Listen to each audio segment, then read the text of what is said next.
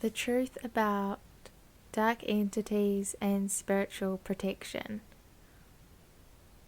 The need or desire for protection ultimately comes from fear and powerlessness, not from love and sovereign empowerment. If you feel as though you need to protect yourself spiritually, then you believe that you can be attacked and that you can be harmed from something outside of you. It's time to remember that nothing is more powerful than love and light and truth. Shadows, low consciousness, and illusions have no power over the you that is an aspect of God and Source. When you declare it so and shift into a higher wavelength where they cannot exist in your experience. Look within to find the inner demons within your consciousness and energy that wish to have your presence, forgiveness, or love. Bring any dark entities into the higher light realms so that they may transform into their true form or expand into a high dimensional version of themselves. So, do dark entities exist? Well, in a higher perspective, in a higher dimensional reality, everything that is not love is really an illusion. So they can essentially not exist in your reality when you know this truth.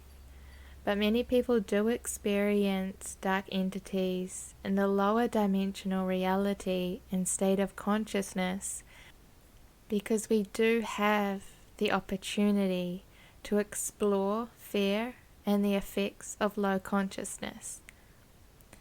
But they cannot touch you or affect you when you are empowered and see them for what they are.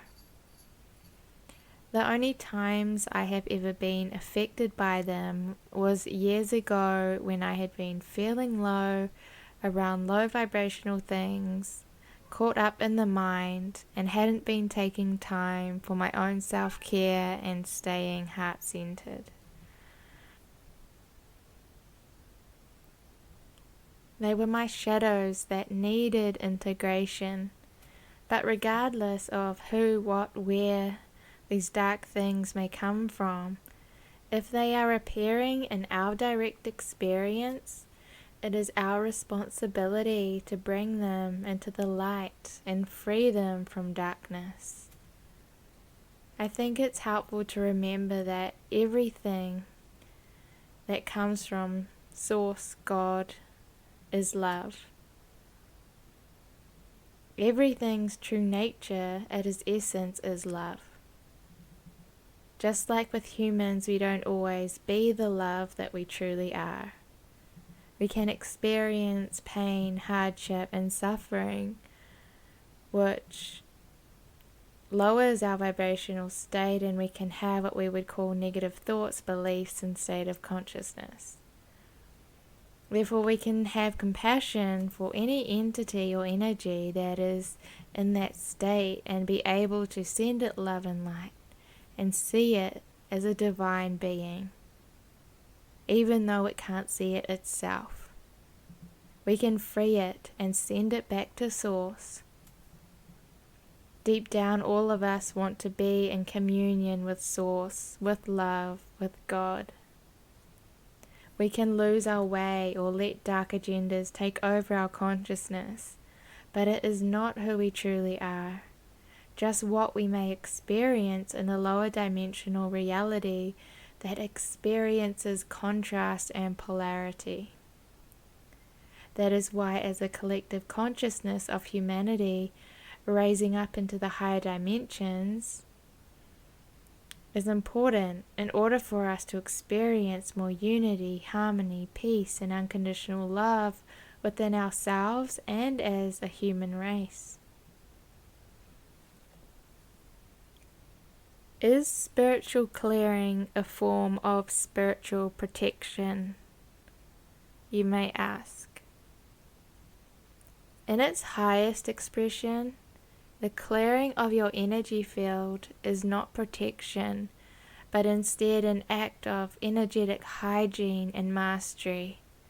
You clear your field not stemming from fear or from a victim mentality, but instead you clear your energy field because you know it's important to do in order to be a clear and sovereign being in your energy, which also affects you on a holistic level, mentally, emotionally, spiritually, and physically.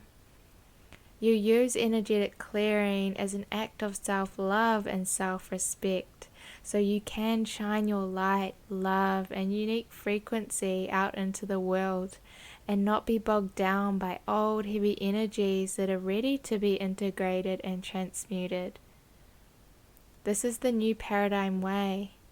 Your light and love is the most powerful thing in existence.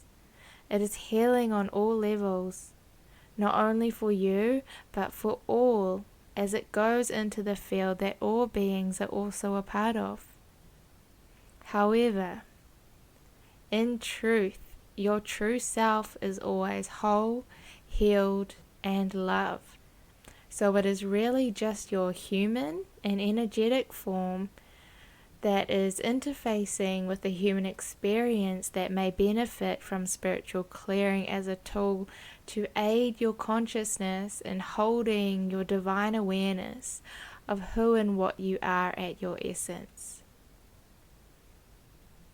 Saying that, there may still be some people that do clearing stemming from a fear-based place, especially if they are associated with old paradigm practices and consciousness. But that does not mean that you can't use spiritual clearing in its highest expression. The key is to be conscious of your intention before you do it, and always do it from love, not fear. So you may understand this, but still want to protect yourself. And if you still want to do that, and believe that you need protection from something, then that's okay. Use the tools that you feel called towards to support you. Everything that is here in your life is to support you. If a cord cutting session, energy clearing, sage stick, or other spiritual clearing practice helps you feel safe, then by all means embrace them. Feeling safe within ourselves and within the world is so important, so we aren't in survival mode all the time, and instead we can thrive. While you do this, I would also encourage you to address the aspects within you that are warring with you or that you're protecting, that really need your love and presence. Know this divine light within you can never be diminished. Integrate your divinity with your humanity so you can realize your full potential, and use your love and light to alchemize anything that once you deemed to be more powerful or more capable of attacking and affecting you. Much love.